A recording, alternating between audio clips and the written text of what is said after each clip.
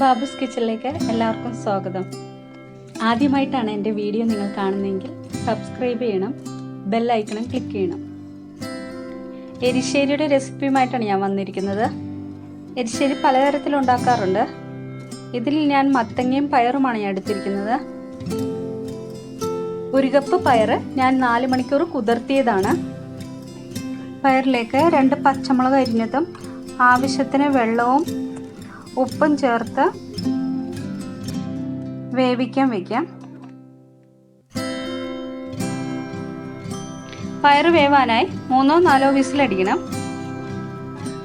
ജാറിലേക്ക് 1/4 ടീസ്പൂൺ ജീരകം ഇട്ട് കൊടുത്തു. 1 ബൗൾ തേങ്ങ മിക്സിയിലേക്ക് ഇട്ട് കൊടുത്തു. ആവശ്യത്തിന് വെള്ളം ഒഴിച്ച് അരച്ചെടുക്കാം.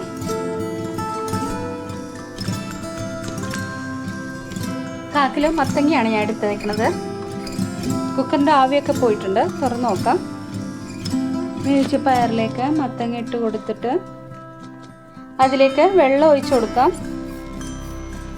ഞാൻ 1/2 ടീസ്പൂൺ മഞ്ഞൾപ്പൊടി ഇട്ട് കൊടുക്കുന്നുണ്ട്. 3/4 ടീസ്പൂൺ മുളക് പൊടിയും ഇട്ട് കൊടുക്കുന്നു. കുക്കർ അടച്ച് നമുക്ക് മത്തങ്ങ വേവിക്കാൻ വയ്ക്കാം. മത്തങ്ങ വേവാനായി ഞാൻ 1 വിസിലാണ് അടുപ്പിച്ചത്. നമുക്ക് തുറന്ന് നോക്കാം. വെന്തിട്ടുണ്ട് ആവശ്യത്തിന്. അതിലേക്ക് അരച്ച് വെച്ച തേങ്ങ പേസ്റ്റ് ഇട്ട് കൊടുക്കാം.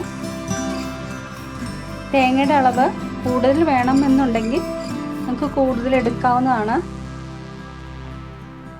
ജാറ് കഴുകിയ വെള്ളം കൂടി ഞാൻ ഒഴിച്ചു കൊടുക്കുകയാണ്. സ്റ്റൗ ഓൺ ചെയ്ത് കൊടുക്കാം. നന്നായിട്ട് ഇളക്കി മിക്സ് ചെയ്ത് കൊടുക്കാം. മത്തങ്ങ ഞാൻ കുറച്ചൊക്കെ ഉടച്ചു കൊടുത്തിട്ടുണ്ട്. ആവശ്യത്തിന് ഉപ്പും ചേർത്ത് നന്നായി തിളയ്ക്കാൻ വെക്കാം.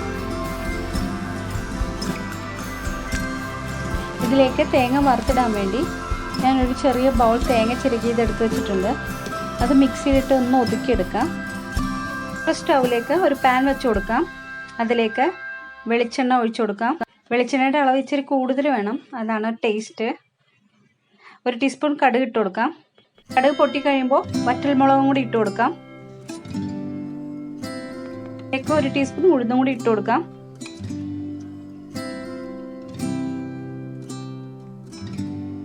ഒരു പിടി കറിവേപ്പിലയും കൂടി ഇട്ട് കൊടുക്കാം. മിക്സിയിൽ നമ്മൾ ചെറുതായിട്ട് ഒന്ന് ഒതുക്കിയ തേങ്ങയും കൂടി ഇട്ട് കൊടുത്ത് നമുക്ക് നന്നായിട്ട് വറുത്തെടുക്കാം.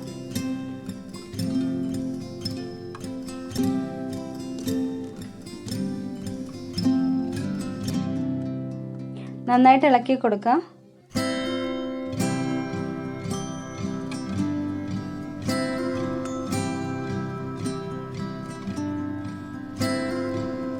തേങ്ങയുടെ കളറൊക്കെ മാറിയിട്ടുണ്ട്. ഞാനൊരു 1/2 ടീസ്പൂൺ മല്ലിപ്പൊടി ഇട്ട് കൊടുക്കുകയാണ്. മല്ലിപ്പൊടി ഇട്ട് കൊടുക്കുന്ന ഒരു പ്രത്യേക ടേസ്റ്റാണ്, അതുകൊണ്ടാണ് ഞാൻ അത് ഇട്ടത്. താല്പര്യമുള്ളവർക്ക് ഇട്ട് കൊടുക്കാം. ഇതിലേക്ക് 1 ടീസ്പൂൺ കുരുമുളക് പൊടിയും കൂടി ഇടേണ്ടതാണ്. ഞാൻ ഇട്ടിട്ടില്ല. താല്പര്യമുള്ളവർക്ക് ഇട്ട് കൊടുക്കാം. ഞാൻ സ്റ്റൗ ഓഫ് ചെയ്ത് തേങ്ങ വറുത്തത് കുക്കറിലേക്ക് ഇട്ട് കൊടുക്കുകയാണ്. നന്നായിട്ട് ഇളക്കി ഒന്ന് തിളപ്പിക്കാൻ വയ്ക്കാം.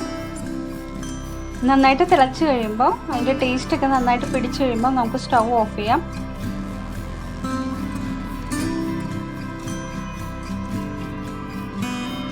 നന്നായിട്ട് തിളച്ചിട്ടുണ്ട്. ഞാനൊരു വേറെ പാത്രത്തിലേക്ക് മാറ്റുകയാണ്.